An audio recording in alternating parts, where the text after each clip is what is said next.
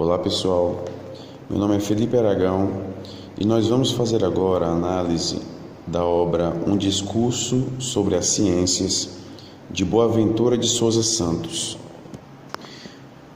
Boaventura tem trabalhos publicados sobre globalização, sociologia do direito, epistemologia, democracia e direitos humanos. Tem obras aí traduzidas já em vários idiomas, né? Bastante conhecido no que diz respeito aos estudos sociais, né? É português e dirige atualmente o projeto de investigação Espelhos Estranhos, Lições Imprevistas, definindo para a Europa um novo modo de partilhar as experiências do mundo. É um projeto financiado pelo Conselho Europeu de Investigação, né? Sendo aí um dos mais prestigiados e competitivos financiamentos internacionais para investigação científica, né? Então pode-se dizer que Boaventura é uma pessoa bastante conhecida no que diz respeito à investigação científica. O livro do qual nós vamos fazer agora análise, né, Um Discurso sobre as Ciências, é um livro pequeno, né, tem aí pouco mais de 90 páginas, né? No entanto, essa pequena quantidade de páginas, ela não reflete o conteúdo presente nesse livro, né? É um livro bastante interessante, né, que vai discutir a atual epistemologia na qual nós estamos vivendo, né? Vai fazer uma crítica ferrenha à epistemologia positivista, né? No decorrer da análise da obra nós vamos ver direitinho, né, no que se baseia essa epistemologia positiva e vai, de forma geral, né, pregar um retorno ao senso comum, né? Durante muito tempo o senso comum esteve aí excluído, né, das pesquisas científicas, foi relegado a segundo plano, né? Segundo, na verdade, até terceiro, quarto planos, né? Sendo taxado, né, como algo que não pode estar presente nas pesquisas científicas. Isso, o senso comum, né? E o Boaventura, de certa forma, ele vai trazer um resgate, né, da utilização desse senso comum nas pesquisas científicas, propondo também uma quebra de paradigmas, né, dessa ciência moderna, né, na qual ainda estamos vivendo. É um livro que foi publicado originalmente em Portugal em 1987, né? A versão que eu tenho é a 7ª edição, né, de 2010. E vamos partir agora à análise das partes deste livro, né? No prefácio à edição brasileira, Boaventura já deixa claro, né, que a visão que ele vai defender nesta obra, né, a posição que ele defende é uma posição epistemológica antipositivista, né? Então, para a gente entender bem, né, o que é uma posição antipositivista, é importante, primeiramente, a gente compreender o que foi o positivismo, né? Positivismo, esse termo positivismo, ele pode ser interpretado de diversas formas, né? No entanto, o positivismo abordado neste livro é o positivismo que tem como seu fundador, né, Auguste Comte, né, que viveu aí entre os séculos 18 e 19, né? Então, o positivismo que vai ser criticado nessa obra de Boaventura é o positivismo de Auguste Comte.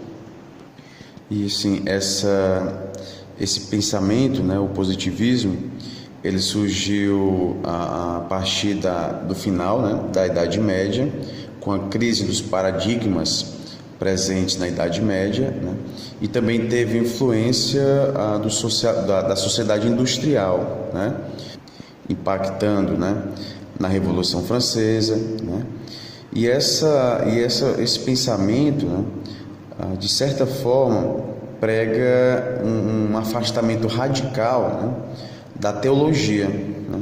tanto da teologia quanto da metafísica. Então, em linhas gerais, os positivistas só afirmavam que uma teoria é correta, se ela pudesse ser comprovada através de métodos científicos válidos, Ou seja, os positivistas eles eram contra, crenças, ou seja, conhecimentos que eram advindos, de crenças, superstições, ou qualquer outro que não possa ser comprovado cientificamente. Daí esse afastamento, com a teologia e também com a metafísica. E eles viam, nos avanços científicos a possibilidade de haver também um progresso da humanidade. E assim, basicamente, o que Boaventura vai criticar nesse método do positivismo, Sabe-se que o positivismo ele vai defender a ideia de que o conhecimento científico é a única forma de conhecimento verdadeiro, Então, quando se diz que o único conhecimento verdadeiro ele advém do conhecimento científico, deixa-se aí de lado, o senso comum. E é interessante, que esse positivismo, advindo aí de Auguste Comte, ele acaba estabelecendo aí a lei dos 3 estados, Essa lei dos 3 estados seria basicamente a evolução do entendimento humano, O entendimento humano que partiu do conhecimento teológico, no qual o ser humano explicava a realidade por meio de entidades supranaturais, seria no caso dos deuses, A gente pode até citar como exemplo a mitologia grega, na qual, e também como uma grande obra da antiguidade, que foi a obra Teogonia, de Hesíodo, que teria sido escrita aí no século VIII a.C., Nessa obra ele justamente explica a genealogia dos deuses, como os deuses surgiram, E assim, a explicação dos fenômenos da natureza por meio, utilizando como base, os deuses, Essa fase representaria justamente o período teológico, O segundo período vem com a questão metafísica, que seria basicamente uma espécie de meio termo entre a teologia e a positividade. Então, no lugar de se buscar respostas, por meio dessas entidades supranaturais, surge aí o pensamento racional, Há, a partir daí, uma explicação racional para os fenômenos, No entanto, essa explicação racional ainda não é alvo de uma pesquisa científica, de uma pesquisa que possa comprovar cientificamente a sua existência. E a terceira etapa é justamente a etapa do positivo, Essa seria a etapa final e definitiva. Por meio dessa etapa não se busca mais o porquê das coisas, mas sim o como, Então assim, a imaginação ela acaba sendo subordinada à observação e busca-se apenas pelo observável e concreto, Essas são as características principais do positivismo, Busca-se o que é observável e o que é concreto, deixando aí de lado, os aspectos teológicos e metafísicos. E vale lembrar, que na nossa própria bandeira nacional, nós temos a máxima, da política positivista, que é ordem e progresso, baseado aí justamente, na aspiração de Auguste Comte, quando ele busca uma sociedade justa, fraterna e progressiva, quando ele traz o seguinte trecho: o amor por princípio e a ordem por base, o progresso por meta, Então, pessoal, a principal crítica que Boaventura traz, é justamente o fato de essa ciência moderna que é pautada, né, no positivismo, deixar de lado o senso comum. E ele vai dizer ainda no prefácio, né, ele defende que todo conhecimento científico é socialmente construído, que o seu rigor tem limites inultrapassáveis e que a sua objetividade não implica a sua neutralidade. Então, pessoal, segundo Boaventura, ser objetivo em uma pesquisa científica não quer dizer ser neutro nessa pesquisa, né? E assim ele vai justamente defender essa ciência, né, que depois de ter rompido com o senso comum, deve transformar-se num novo e mais esclarecido senso comum. Já passando do prefácio, né, na primeira página de sua obra, nós temos a informação de que, já lembrando, né, que essa obra ela foi publicada em 1987, né, começou a ser escrita por volta de 1985, ou seja, faltando aí 15 anos, né, para a virada de século. E ele vai trazer um fato interessante, né, de que nos últimos 30 anos, né, ou seja, nas décadas de 70, 60 e 50, né, as descobertas da ciência, né, foram tantas que aparentemente os séculos anteriores a nós, né, como por exemplo os séculos 18, 17, 16, né, acabam se tornando como se fosse um período pré-histórico, né, uma vez que essas descobertas nas últimas décadas foram tantas, né, no que diz respeito à tecnologia, à ciência, enfim, né, que esses séculos anteriores é como se fosse a pré-história do homem, né? No entanto, ele vai dizer que não é bem assim, e que essas descobertas das últimas décadas, né, tiveram por base as descobertas dos séculos anteriores, né? Então é como se o paradigma da ciência não tivesse sido alterado, né? Então, considerar esses séculos anteriores como a pré-história, isso não é um caminho correto, uma vez que os mesmos paradigmas presentes nesses séculos anteriores também estão presentes atualmente, né, na atual pesquisa científica. E é por isso que ele diz aí na página 14, né, que é possível dizer que em termos científicos vivemos ainda no século XIX e que o século XX ainda não começou, nem talvez comece antes de terminar. E é justamente por ainda viver, né, sob esses paradigmas que vêm desde os séculos anteriores e que Boaventura vai propor aqui uma centralidade, né, em olhar para o futuro e não para o passado. E qual é a proposta que ele traz, né? Olhar para o futuro, né? Voltar-se para as coisas simples, a capacidade de formular perguntas simples, perguntas que, como Einstein costumava dizer, só uma criança pode fazer mais, né? Que depois de feitas, são capazes de trazer uma luz nova à nossa perplexidade. E ele cita um grande pensador, né, que foi capaz de fazer essas perguntas simples, né, que foi Jean-Jacques Rousseau, em sua obra Discurso sobre as Ciências e as Artes, né, justamente num período em que a ciência estava saindo, né, desse período metafísico, né, saindo das influências dos paradigmas da Idade Média para adentrar, né, na ciência moderna, né, uma ciência baseada nos cálculos, né, na lógica, como o próprio Boaventura fala aí na página 17, né, o período em que Jean-Jacques Rousseau trazia esses questionamentos, né.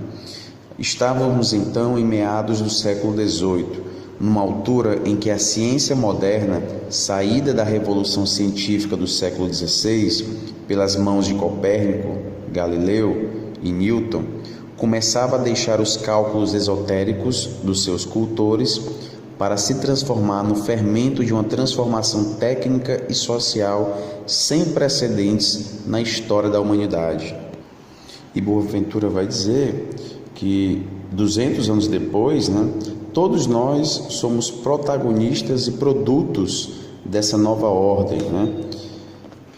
E a gente acaba reencontrando novamente, né, as perguntas que foram formuladas por Rousseau.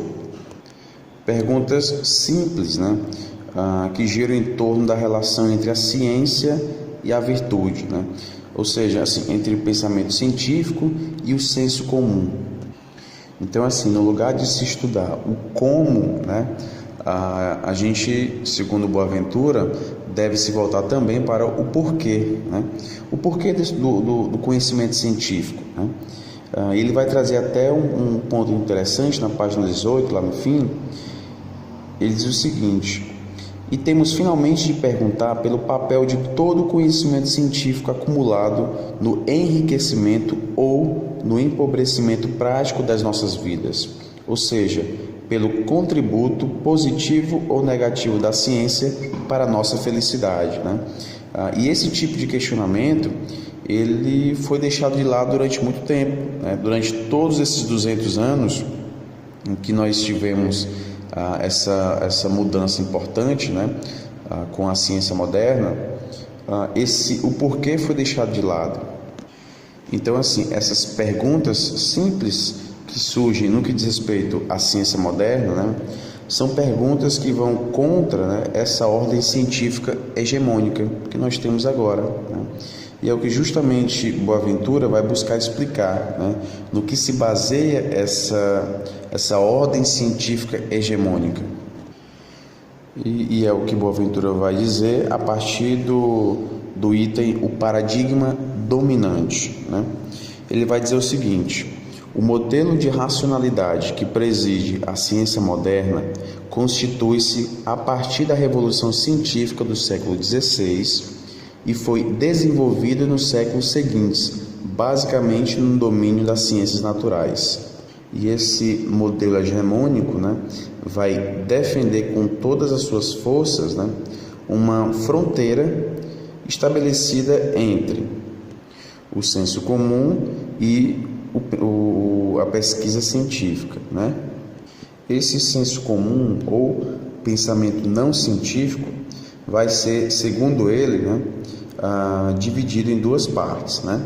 Esse pensamento não científico vai ser o senso comum ou vai ser as chamadas humanidades, né, ou estudos humanísticos. Então, tudo aquilo que não é científico, né, vai ser chamado de senso comum ou então de estudos humanísticos.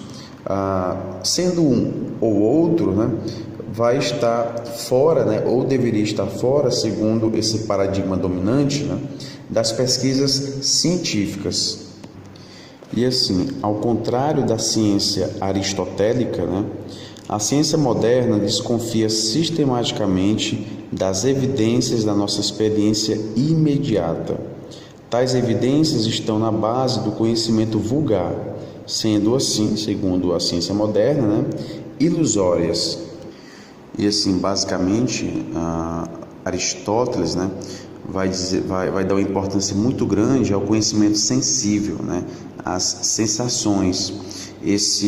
Os nossos sentidos, né, recebem as qualidades materiais, né, e assim, mesmo essa nossa sensação sendo limitada, né, pelos nossos órgãos, vai ser sempre uma sensação verdadeira, né, com respeito ao próprio objeto. Então a gente acaba conhecendo o objeto por meio da sensação, né, esse conhecimento sensível, né, sendo o resultado aí da ação do objeto sensível sobre o órgão que sente, né, imediatamente ou à distância, né, esse objeto, né?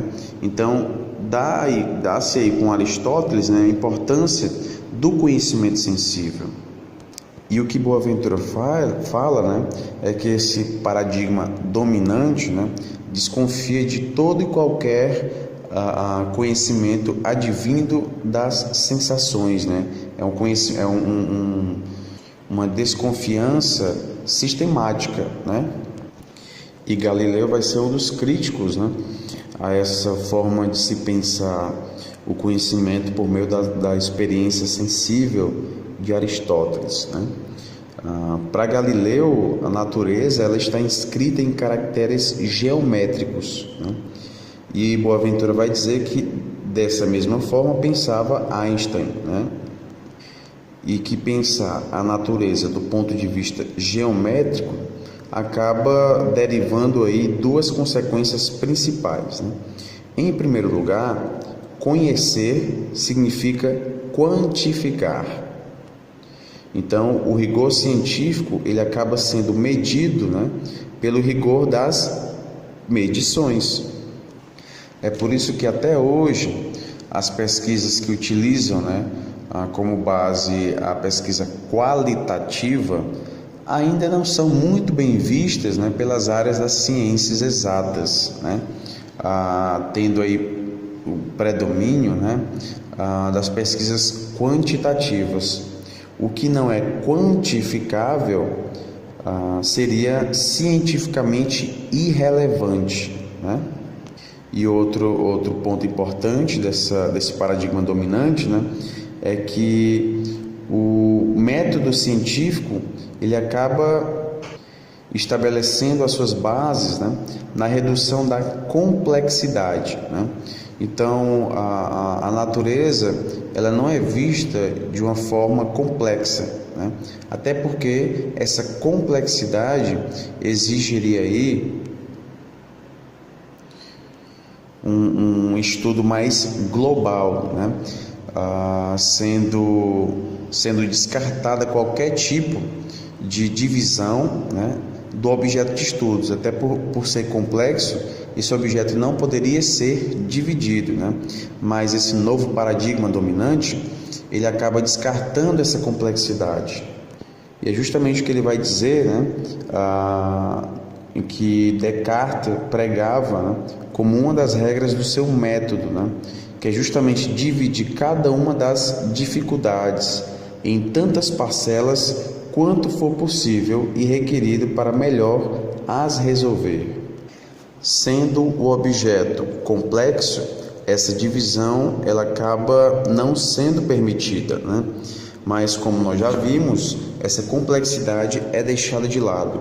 E quando Descartes propõe essa divisão, ele vai trazer aqui uma divisão entre as condições iniciais, né, e também as leis da natureza. Essas condições iniciais elas são deixadas de lado, né? Elas estariam no que Boaventura traz, no reino da complicação, do acidente.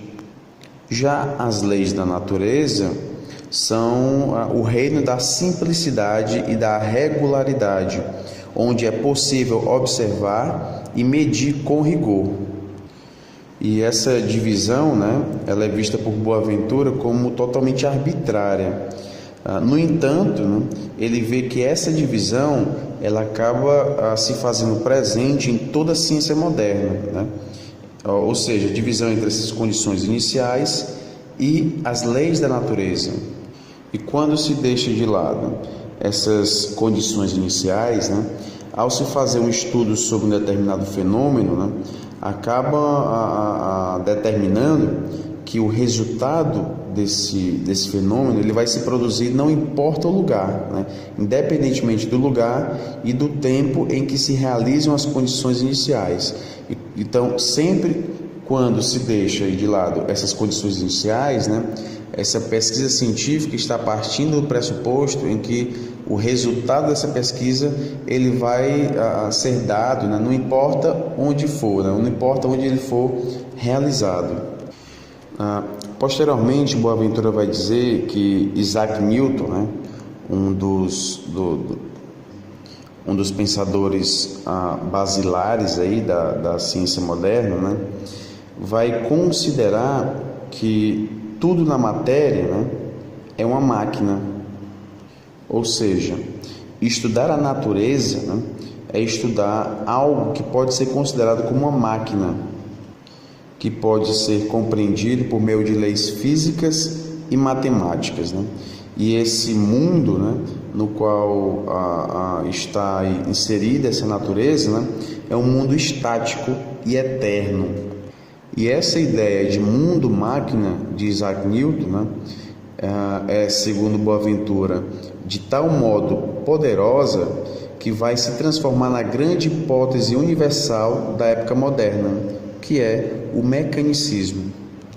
E Boaventura vai dizer, né, que no plano social, esse mecanicismo, né, ele é mais adequado aos interesses da burguesia ascendente, que de fato, né, estava já dominando aí esse estágio final que foi estabelecido justamente, como a gente viu, né, por Augusto Comte, da evolução da humanidade, né, vindo aí do período teleológico, né, posteriormente para o período metafísico, até chegar no período positivo, né?